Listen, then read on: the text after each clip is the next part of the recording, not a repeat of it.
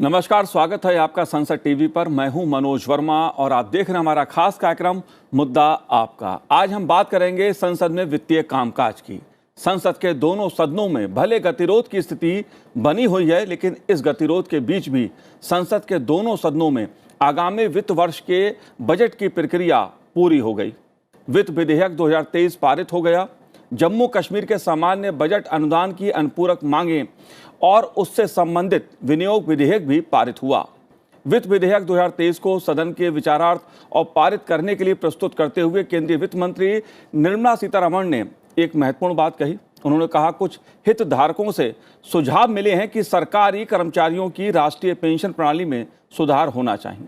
इस सुझाव को देखते हुए उन्होंने वित्त सचिव की अध्यक्षता में एक समिति बनाने का प्रस्ताव रखा। राज्यसभा में वित्त विधेयक पर चर्चा के लिए 10 घंटे निर्धारित किए गए थे।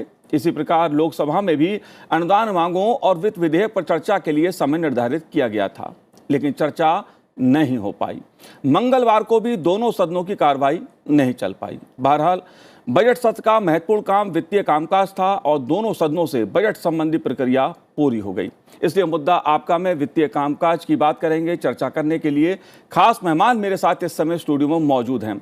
लोकसभा सांसद हसनैन मसूदी साहब हमारे साथ इस समय स्टूडियो में हैं। हसनैन साहब, आपका बहुत बहुत स्वागत है संसद टीवी पर। साथ ही हम बात करेंगे राज्यसभा सांसद निरंजन बिशी जी से। निरंजन जी, आपका भी बहुत बहुत स्वागत है संसद टीवी पर। और वरिष्ठ पत्रकार रामनारायण श्रीवास्तव जी भी इस समय स्टूडियो में मौजूद हैं।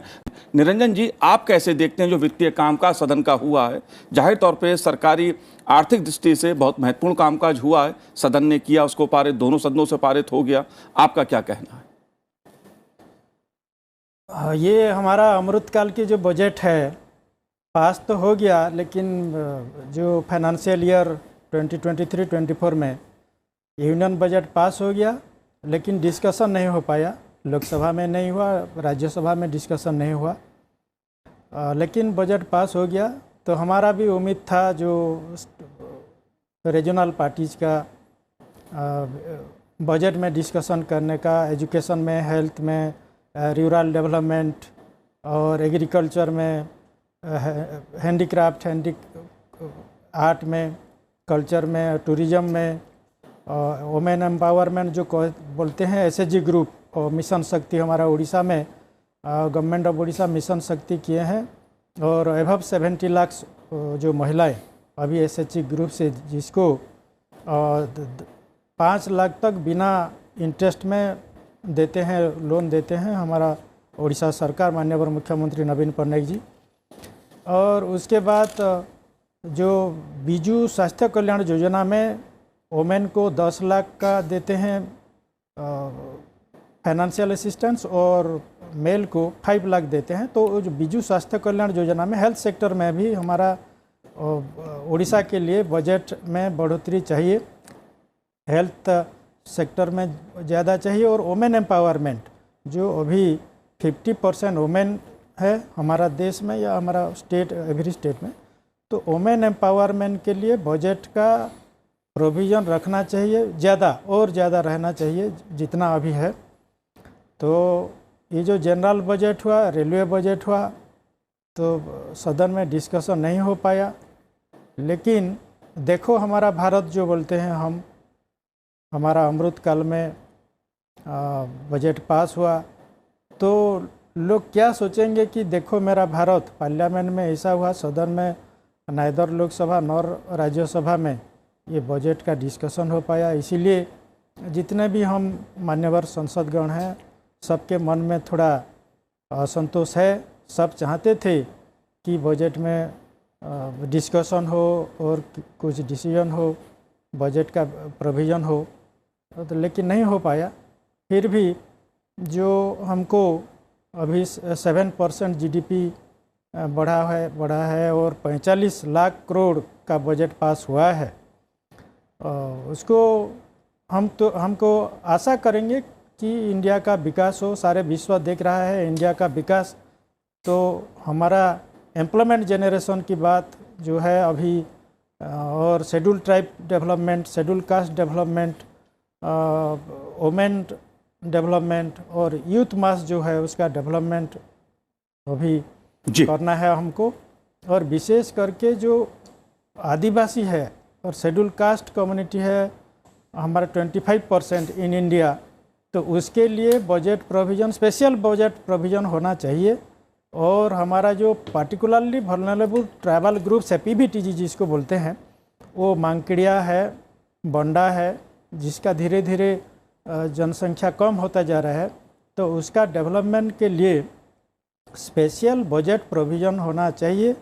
ये हम तो जी बिल्कुल निरंजन जी थे, लेकिन नहीं हो पाया। जाहिर सी बात है, ये कसक है, आपको भी है, तमाम सांसदों को भी है कि अगर वित्तीय विधेयक पर और बजट संबंधी जो कामकाज दोनों सदनों से पूरा हुआ है उस पर चर्चा का मौका मिलता तो देश का आर्थिक विकास कैसे हो रहा है ये सरकार की तरफ से भी बताया जाता, सत्ता पक्ष भी इस बात को बताता, बजट संबंधी सवाल विपक्ष की ओर से भी पूछे जाते अगर सदन में चर्चा होती। निरंजन जी, अगर मैं आपसे जानना चाहूँ प्रश्नकाल और शून्यकाल की बात, आमतौर पर इन दोनों प्रश्नकाल और शून्यकाल में सदस्य अपने सवालों को पूछते हैं, सदन में रखते हैं, अपने मुद्दों को सदन पटल पर रखते हैं, लेकिन दोनों ही प्रश्नकाल और शून्यकाल अब तक नहीं चल पाए।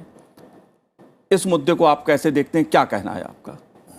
एक्चुअली हमारा दोनों सदन में जितना हम माननीय सदस्यगण है, हम तो रोज़ प्रश्नकाल और शून्यकाल में जो अर्जेंट पब्लिक इम्पोर्टेंस मैटर होता है रिगार्डिंग एजुकेशन हो, हेल्थ हो, इरिगेशन हो, किसान का मुद्दा हो, महिलाओं का मुद्दा हो, या लोकल जो मुद्दा होता है, लोगों का डिमांड होता है, उसको हम कैसे सदन में उसको उठाएं। जैसे कि है हमारा उड़ीसा में कनेक्टिविटी का, अभी सब इंटरनेट का युग है और ऑनलाइन में बच्चे सब पढ़ते हैं, ऑफिस कामकाज सब ऑनलाइन में होता है, लेकिन इंटरनेट कनेक्शन जो नेटवर्क कनेक्टिविटी हमारा ट्राइबल एरिया में नहीं है, उसके लिए हमारा लोग बहुत सी प्रॉब्लम होते हैं, तो वो मुद्दा भी हम उठाते हैं। और जो है हमारा कि एजुकेशन में इंफ्रास्ट्रक्चर का डेवलपमेंट हो, टीचर्स का अपॉइंटमेंट हो, जहाँ जो सेंट्रल यूनिवर्सिटी है, एक कोरापुट में सेंट्रल यूनिवर्सिटी है, लेकिन वहाँ प्रोफेसर नहीं है, वीसी नहीं है, रहते नहीं है, और दूसरा स्टाफ नहीं है, तो वहाँ पढ़ाई भी डिस्टर्ब होता है। उसके बाद जो है हमारा उड़ीसा में और बहुत सारे प्रॉब्लम है, जो किसान का प्रॉब्लम है, किसान लोगों को जो उसका एमएसपी नहीं मिलता है, प्रधानमंत्री फसल बीमा योजना में उसको जो उसका प्रीमियम और उसका जो निरंजन साहब, प्रश्नकाल में भी नारेबाजी, लोकसभा अध्यक्ष लगातार इस बात को कहते रहे, राज्यसभा के सभापति जी भी कहते रहे कि प्रश्नकाल के दौरान, शून्यकाल के दौरान सदस्यों को अपने मुद्दे पे उठाने चाहिए, चर्चा करनी चाहिए, सदन चर्चा के लिए है, नारेबाजी के लिए नहीं। लेकिन विपक्ष की ओर से जिस तरह से नारेबाजी नहीं, डेफिनेटली हमारा भारत देश को सब देख रहे हैं, सारे दुनिया की सबसे बड़ा लोकतंत्र, जनतंत्र, गणतंत्र बोलते हैं हम, कि 140 कोटि नागरिक का देश है, और सब ये इतना बड़ा देश, इतना बड़ा सुंदर गणतंत्र जो है हमारा भारत देश, और सब 140 कोटि लोगों का जो बजट और डिमांड्स फॉर ग्रांट ये डिस्कशन होने वाला था।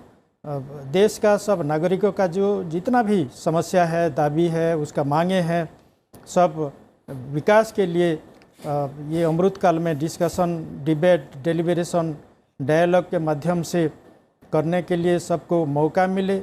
ये हमारा मान्यवर जो हैं स्पीकर भी हैं लोकसभा का, मान्यवर चेयरमैन साहब है, बहुत कोशिश किए, लेकिन जो मांगे हैं हमारा विपक्ष की कि जेपीसी बैठा हो, जेपीसी का मांग करते हैं, और जेपीसी का मांग करते करते सदन आज तक गतिरोध होता रहा है।